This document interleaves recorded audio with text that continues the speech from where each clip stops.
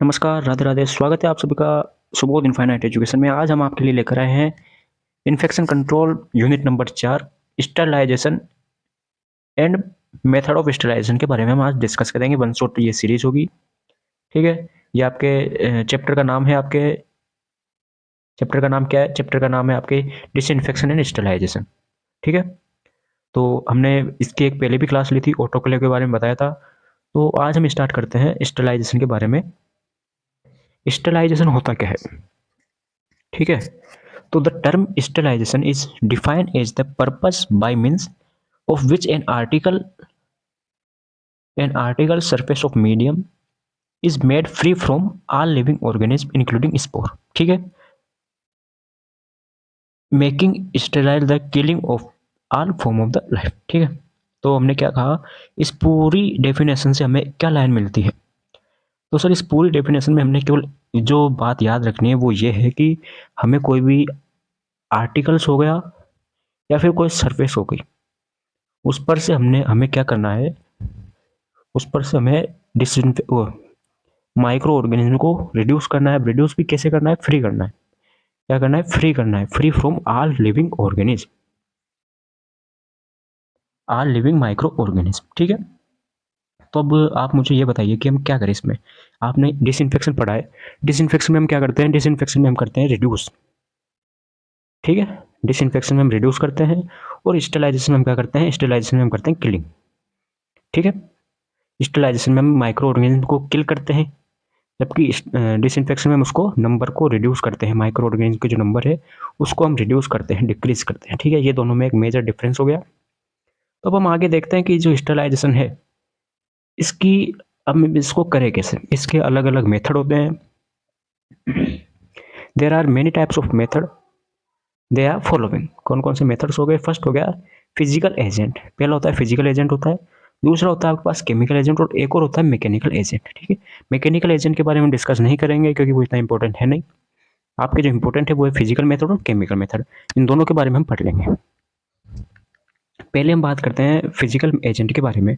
तो physical agent क्या क्या होते हैं? फिजिकल एजेंट में हो गया आपके पास सनलाइट हो गई, ड्राइंग हो गया, फिल्ट्रेशन हो गया, रेडिएशन हो गया, हीट हो गई। अब हीट है, हीट भी आपकी दो टाइप की होती है, एक होगी ड्राई हीट, एक होगी मॉइस्चर हीट। ड्राई हीट में कौन कौन से आते हैं, मॉइस्चर हीट में कौन कौन से आते हैं, इन सब के बारे में हम पढ़ेंगे। ड्राई हीट में आ गया आपके पास रेड हीट आ गया, फ्लेमिंग आ गया, इंसिनरेशन आ गया, हॉट एयर ऑन हो गया। जबकि मॉइस्चर हीट में क्या होता है? मॉइस्चर हीट में वैक्सीन बात आ गया, पास्चराइजेशन आ गया, बॉइलिंग आ गया, स्टीम आ गया। जो स्टीम है, स्टीम के अंतर आता है ऑटोक्लेव, जो हमने पढ़ लिया, ठीक है। ऑटोक्लेव की वीडियो की जो लिंक है वो आपको नीचे कमेंट बॉक्स में मिल जाएगी, या तो कमेंट बॉक्स में मिल जाएगी या डिस्क्रिप्शन में मिल जाएगी, ठीक है। अगर देखी ना हो तो देख लीजिए। और ऑटोक्लेव में इसकी लिंक मिल जाएगी कमेंट बॉक्स में, ठीक है। तो क्या पढ़ रहे अपन? अपन पढ़ते हैं अपन सबसे पहले सनलाइट के बारे में। तो हम क्या करें सनलाइट के थ्रू हमने हमें क्या करना है? माइक्रो ऑर्गेनिज्म को किल करना है, ठीक है। भाई हम मेथड पढ़ रहे हैं कि कैसे कैसे हम माइक्रो ऑर्गेनिज्म है उसको हम किल कर सकते हैं, मार सकते हैं। तो पहला आता है सनलाइट। सनलाइट क्या होता है? देखो सनलाइट के बारे में पढ़ते हैं। Bacterial cell is filled with 80% of weight with water. 80% या इसको आप बोल सकते हैं four fifth, four fifth part होता है बैक्टीरिया का, वो जो कि एक वाटर से उसके वाटर से मिलकर बना होता है। या फिर हम बोल सकते हैं कोई भी बैक्टीरिया उसका 80% पार्ट उसके वजन का 80% पार्ट है वो पानी से बना होता है, वाटर होता है उसमें, ठीक है। With water, moisture is essential for the growth of bacteria. जो मॉइस्चर है, मॉइस्चर क्या होता है? नमी। मॉइस्चर क्या होता है? नमी है। तो नमी, moisture is essential for the growth of bacteria. जब हमने माइक्रोबायोलॉजी है, माइक्रोबायोलॉजी में हमने ग्रोथ पढ़ी, बैक्टीरिया की ग्रोथ पढ़ी है, कौन कौन से फैक्टर अफेक्ट करते हैं ग्रोथ को, जो उसमें आपने एक मॉइस्चर नाम पढ़ा होगा, ठीक है। तो ये मॉइस्चर है वो बैक्टीरिया की ग्रोथ के लिए एसेंशियल होता है। तो भाई जब पानी से मिलकर बना होता है बैक्टीरिया की सेल, तो अब सनलाइट देंगे तो पानी को तो अफेक्ट करेगी, ठीक है ना। तो इसलिए हम इसको सनलाइट में रख सकते हैं। तो बात आती है typhoid bacilli exposed to sunlight on a white cloth can be killed in 2 hours. जब हम क्या करते हैं, टाइफाइड बेसिलाई जो बैक्टीरिया है इसको हम सनलाइट में रखते हैं, किसमें, सनलाइट में रखते हैं, वाइट क्लॉथ सफ़ेद कपड़े में रख कर इसको हम सनलाइट में रखते हैं। तो हम क्या देखते हैं कि 2 घंटे में, विद इन 2 आवर्स, 2 घंटे के अंदर अंदर जो बैक्टीरिया है वो किल हो जाता है, मर जाता है। ठीक है, ये हो गई सनलाइट के बारे में बात। नेक्स्ट आता है ड्राइंग के बारे में। अब ड्राइंग क्या होगी, ड्राइंग में क्या होगा कि 80% ऑफ वाटर सेल, वो अभी बात करी ली हमने कि भाई ऐसी 80% है वो वाटर से मिलकर बनी होती है सेल। ठीक है, डिलेटेरियस इफेक्ट ऑन मेनी बैक्टीरिया। अब डिलेटेरियस क्या होता है, डिलेटेरियस को हम बोल सकते हैं एक तरीके से हार्मफुल। ठीक है, हार्मफुल बोल सकते हैं अपन डिलेटेरियस को। तो ड्राइंग क्या है, ड्राइंग में हमने देखा कि 80% तो बैक्टीरिया सेल है वो वाटर से मिलकर बनी होती है, पानी से बनी होती है। ठीक है, जो ड्राइंग बैक्टीरिया के क्या है, डिलेटेरियस इफेक्ट ऑन मेनी बैक्टीरिया, जो बहुत सारे बैक्टीरिया है वो उस पर हार्मफुल प्रभाव डालती है। कौन, ड्राइंग। अब बात करें अपन किसकी, इसके बारे में, ड्राइंग के बारे में। तो जो बैक्टीरिया है बहुत सारे उस पर ये एक हानिकारक प्रभाव डालती है, हार्मफुल इफेक्ट डालती है। Spores are unaffected. ड्राइंग में क्या होता है, स्पोर्स होते हैं, स्पोर अनअफेक्टेड होते हैं, स्पोर्स पे कोई प्रभाव नहीं पड़ता है। जबकि ऑटोक्लेव देखा होगा आपने, ऑटोक्लेव पढ़ा है, उसमें स्पोर है वो भी अफेक्ट करते हैं। अनरिलायबल मेथड, अनरिलायबल मेथड मतलब कि एक तरीके से अनट्रस्टेबल है, अनट्रस्टेबल मेथड है, अविश्वसनीय मेथड है। कौन सा, ड्राइंग का। इससे कोई चांस नहीं है कि भाई बैक्टीरिया बैक्टीरिया है वो किल होगा ही, यानी कि ट्रस्टलेस मेथड है। ठीक है, ये हो गया ड्राइंग के बारे में।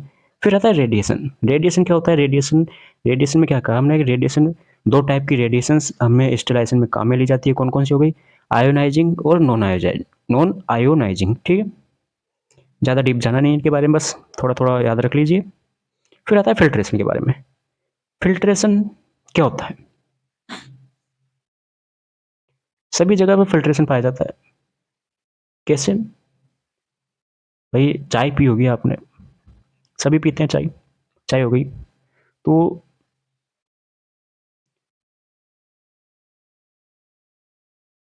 चाय तो सभी पीते हैं ना भाई, ऑलमोस्ट ऑलमोस्ट। पी नहीं होती देखी होगी, ये देखो, ये तो हो गया कप। ठीक है, और ये हो गई चाय, चाय इसमें हमने डाल दी, छानते हैं ना इसको अपन, फिल्टर करते हैं, चाय छान, है ना। तो इसमें हमने चाय डाल दी, टी डाल दी। फिर यहाँ पर क्या है, ये कप में चाय आ गई। लेकिन होता क्या है कि कुछ कुछ आप देखोगे कि जो चाय पत्ती होती है, टी लीफ बोलते हैं, जो चाय पत्ती होती है वो यहाँ पर रुक जाती है। वो क्यों रुकी, वो इसलिए रुकी है क्योंकि जो ये आपके पास क्या है, जिसमें आपने चाय को डाला, जिसमें आपने चाय को डाला है, ये एक फिल्टर का काम करता है, जो कि लिक्विड को तो जाने देता है लेकिन जो सॉलिड पार्ट है उसको रोक देता है। ठीक है, तो वही बात है यहाँ पे फिल्ट्रेशन के बारे में कि फिल्ट्रेशन क्या होता है, this is a method is use for sterilisation of liquid substance और फ्लूइड। किसके लिए लिया जाता है, ये लिक्विड सब्सटेंस हो गया या फिर फ्लूइड हो गया, जैसे शुगर, यूरिया एंजाइम एटसेट्रा, इनके लिए काम में लिया जाता है। The pore size of filter is not less than 0.75 mm या फिर 0.75 mm की जो साइज है, इससे ज़्यादा इसकी साइज नहीं होनी चाहिए, किसकी, पोर की। अब पोर क्या होते हैं, पोर जो आपने ये देखा, इसके अंदर जो छेद होते हैं ना, ये जिसके थ्रू वो लिक्विड सब्सटेंस तो जा रहा है लेकिन जो सॉलिड है वो रुक रहा है, तो वो है पोर, छेद में बोल सकते हैं जिसको। तो उसकी साइज कितनी होनी चाहिए, उसकी साइज होनी चाहिए 0.75 से ज़्यादा नहीं होनी चाहिए। ठीक है, डायमीटर इसको बोलते हैं।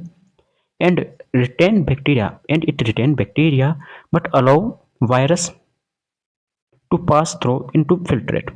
होता क्या है, इसमें बैक्टीरिया तो रुक जाते हैं,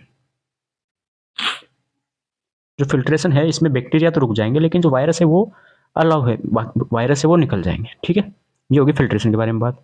नेक्स्ट हम बात करते हैं आगे हीट के बारे में। हीट आपने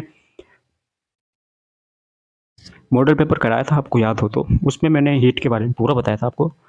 हीट के पूरे मेथड भी बताए थे, लेकिन हम वापस क्लास ले रहे हैं इसकी कि रेड हीट। अब हीट है, हीट में सबसे पहले अपन देखते हैं, ये हीट है ना, हीट में सबसे पहले हम देखते हैं ड्राई हीट के बारे में, ठीक है।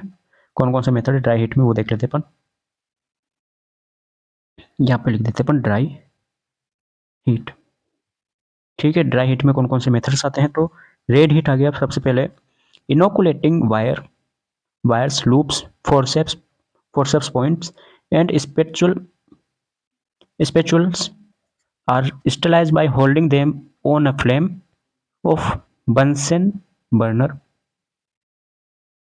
till red hot। अच्छा, क्या समझ में आया इसमें आपको?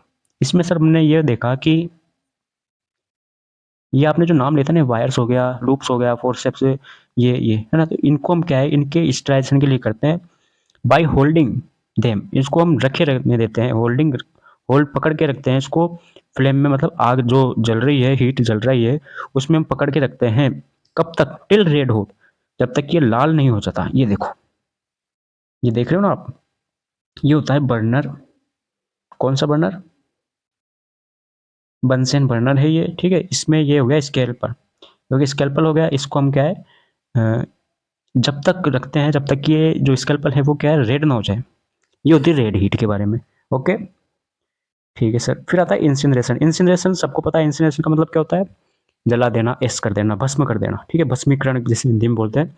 This is an efficient method for destroying in infective material such as bedding soiled हो गया, soiled dressing and pathological material like sputum stool by reducing them to ash by burning in the incinerator।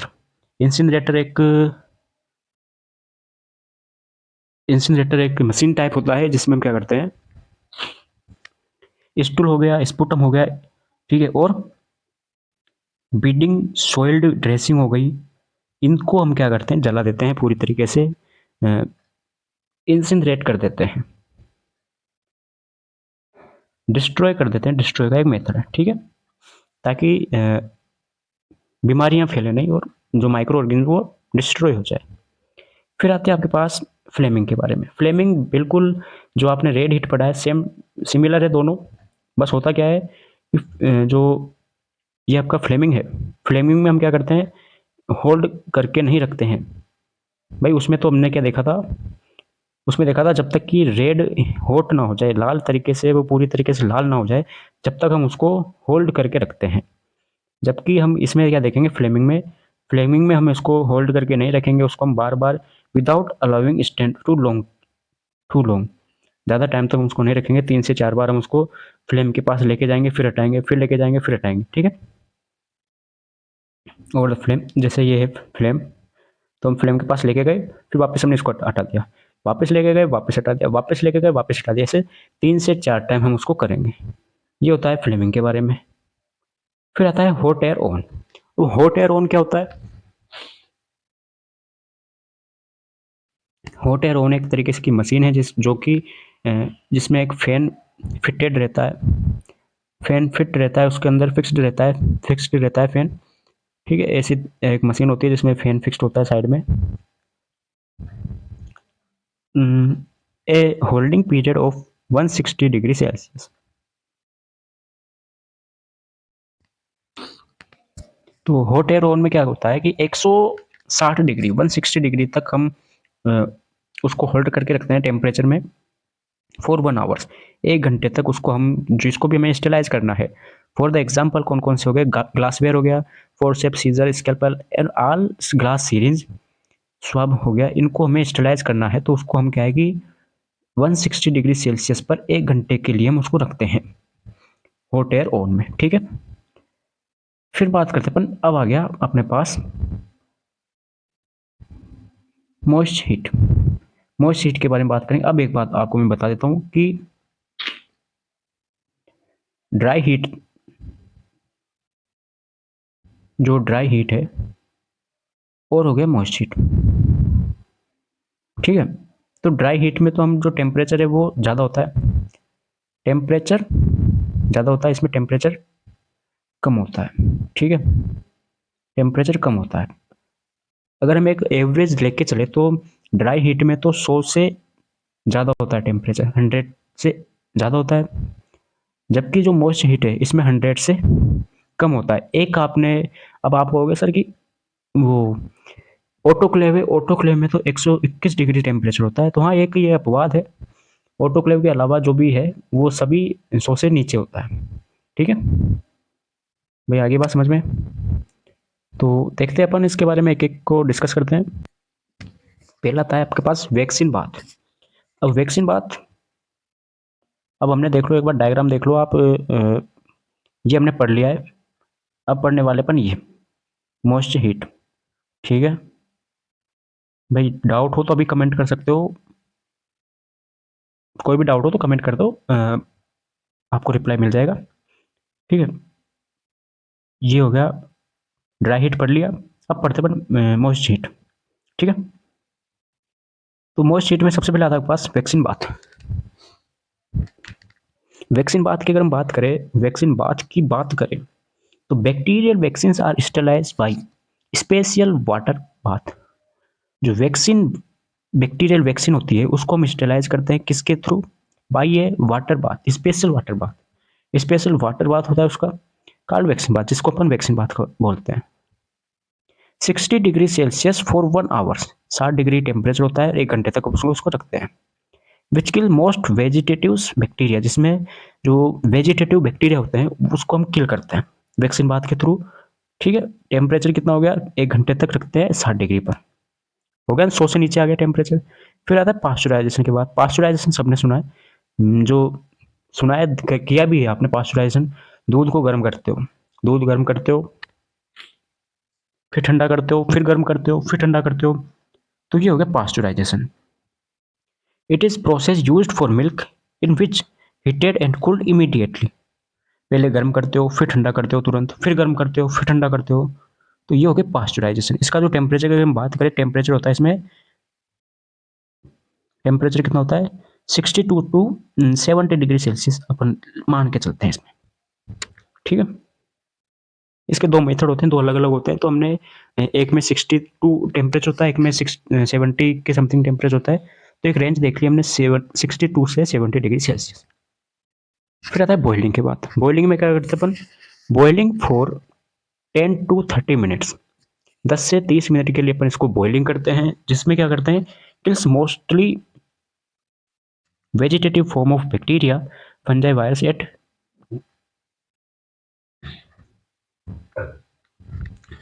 Sorry. तो देख लेना भाई, time कितना हो गया? 10 से 30 मिनट के लिए अपन 50 से 70 डिग्री के बीच में, 50 से 70 डिग्री सेल्सियस के बीच में अपन इसको रखते हैं, जिसमें वो वेजिटेटिव बैक्टीरिया वो किल हो जाते हैं mostly. But many sports with stand boiling for considerable time. लेकिन स्पोर्ट्स की अगर बात करें तो वो नहीं होते हैं। ठीक है, स्टीम। अब स्टीम के बारे में आपने पढ़ ही लिया, स्टीम अंडर प्रेशर। अब वो 100 डिग्री सेल्सियस, जो कि कितना होता है? 121 डिग्री सेल्सियस। ये आपने पढ़ लिया ऑटोक्लेव के बारे में। ऑटोक्लेव का लेक्चर पहले डाल चुका हूँ मैं, उसमें देख लीजिए। ठीक है, नीचे कमेंट बॉक्स में मिल जाएगा लिंक। फिर आपकी बात आती है केमिकल एजेंट के बारे में। केमिकल एजेंट्स, तो chemical agents, there are many types of chemical agents to use sterilisation. Sterilisation के लिए अपन बहुत सारे जो केमिकल मेथड्स है, केमिकल एजेंट्स उसको अपन यूज़ करते हैं, जैसे एल्कोहल हो गया, एल्डिहाइड हो गया, ठीक है, डाई हो गई, और गैसेज हो गई, और हेलोजेंस हो गई। तो ये होते हैं कुछ केमिकल मेथड्स, केमिकल एजेंट्स। तो केमिकल एजेंट्स की बात करें तो सबसे पहले आता है आपके पास एल्कोहल। मोस्ट कॉमन टाइप से एल्कोहल। एल्कोहल्स भाई, एल्कोहल्स तो मेन होता है, जैसे सैनिटाइजर है, सैनिटाइजर है तो उसमें भी एल्कोहल होता है, कितना? 70% होता है उसमें एल्कोहल। नाम सुना होगा आपने, आइसोप्रोपाइल एल्कोहल, 70% होता है। Ethyl alcohol and isopropyl alcohol are most frequently use. ठीक है, अभी बताया मैंने आइसोप्रोपाइल एल्कोहल के बारे में, हैंड वॉशिंग पढ़ा होगा, हैंड वॉशिंग में आया था। There, they are used mainly as a skin antiseptic. To be effective, they should be used to at concentration of 60 to 70% in water. 100% तो वाटर ले लिया, उसमें 70% क्या कर दिया हमने? ये ले लिया एल्कोहल। ठीक है, फिर आता है aldehydes. Aldehydes, most aldehydes are used as a disinfections. It is it is used both as aqueous and gases. जो एल्डिहाइड है, एल्डिहाइड को अपन एक्वस मेथड में भी ले सकते हैं, एक्वस, और गैसेस में भी ले सकते हैं, मतलब लिक्विड फॉर्म में भी ले सकते हैं और गैसेस फॉर्म में भी ले सकते हैं अपन एल्डिहाइड को। ठीक है। फिर एल्डिहाइड में आता है ग्लूटर एल्डिहाइड। एल्डिहाइड के अंदर ग्लूटर एल्डिहाइड आता है, जो आपको पढ़ना है, इंपॉर्टेंट है ये, है ना, एग्जाम में पूछ सकते हैं ऑप्शन में। Glutaraldehyde is use to sterilise plastic, ET2, face mask etcetera. Glutaraldehyde है, उसको किस में यूज ले सकते हैं? स्टरलाइज प्लास्टिक, ET ट्यूब हो गया, एंडोट्रेकियल ट्यूब, फेस मास्क हो गया, इनके लिए अपन ग्लूटर एल्डिहाइड का यूज ले सकते हैं। फिर आता है डाइस। डाइस के बारे में बात करें तो डाइस हमने सुना है, एसिड फास्ट टेस्ट होगा, उसमें आपने डाई देखा। स्टेनिंग, स्टेनिंग में आपने डाई देख सुना होगा भाई, आपने स्टेन की डेफिनेशन देखी, स्टेन, स्टेन की डेफिनेशन देखी, तो उसमें क्या बताया था मैंने? उसमें बताया था कि स्टेन्स आर रीएजेंट और डाइस, रीएजेंट और डाइस, ये होगी dyes. Two groups of dye, aniline dyes and acridine dye have been used extensively as skin and wound antiseptic। extensively मतलब बाहर से। इन डाई का यूज कब लेते हैं अपन? स्किन एंड वुंड एंटीसेप्टिक में इसका यूज लेते हैं। Aniline dye include crystal violet हो गया, मेलचेट ग्रीन हो गया। मेलचेट ग्रीन कब सुना था नाम? वो सुना था सर हमने एसिड फास्ट टेस्ट में। ठीक है, डीकलराइजेशन होता है ना वो मेथड, प्रोसेस पूरी, उसके बाद में आया था ये। फिर आता है गैसेस। गैसेस की हम बात करें तो फॉर्मेल्डिहाइड गैस हो गया, इथाइलिन ऑक्साइड, ये दो मेनली यूज ली जाती है, इथाइलिन ऑक्साइड और formaldehyde gas. This is employed for fumigation. Fumigation नाम सबने सुना है भाई। जो गांव वगैरह है, गांव में तो क्या होता है कि घरों में भी फ्यूमिगेशन होता था पहले, है ना, वो गवर्नमेंट करवाती थी, घरों में भी कराती थी। जो जब मच्छर टाइप ज़्यादा हो गए थे ना, डेंगू वगैरह ज़्यादा फैलता था, उस टाइम पे फ्यूमिगेशन सभी के हुआ होगा, गांव में हो गया, गलियों में होता था। तो फ्यूमिगेशन क्या है? दिस इज, वो फ्यूमिगेशन अलग था, ये अलग है। This is employed for fumigation of operation theatre wards etcetera. OT हो गया, ओटी हो गया, वार्ड्स हो गए, इसमें फ्यूमिगेशन कराया जाता है। फ्यूमिगेशन में हम फॉर्मेल्डिहाइड गैस और इथाइलिन ऑक्साइड है, इनमें से किसी को भी हम काम में ले सकते हैं। फिर क्या करते हैं फ्यूमिगेशन के बाद में? The door should be sealed and left unopened for 48 hours. 48 घंटे तक हम क्या करते हैं, उस गेट को खोलते नहीं है फ्यूमिगेशन के बाद। ठीक है, सील कर देते हैं उसकी। Formaldehyde gas generated by adding के एमएनओ4 टू फॉर्मिलिन। फॉर्मिलिन है, फॉर्मिलिन प्लस KMnO4, KMnO4 है, उसमें फॉर्मेलिन मिलाई हमने, तो फॉर्मेल्डिहाइड जनरेट हो जाती है। ठीक है, नेक्स्ट आती है हेलोजेंस। अब हेलोजेंस है, ये भी आपने बहुत कॉमन सुना होगा हेलोजन के बारे में, सुना होगा, देखा भी होगा। Halogens, chlorine and iodine are two commonly used disinfectant. Chlorine is chlorine is used in water supply. Chlorine का यूज कब लेते हैं? क्लोरीन का यूज लेते हैं अपन वाटर सप्लाई में, and swimming pools, swimming pools हो गए और वाटर सप्लाई हो गया, वहां पर हम क्लोरीन का यूज लेते हैं। ठीक है,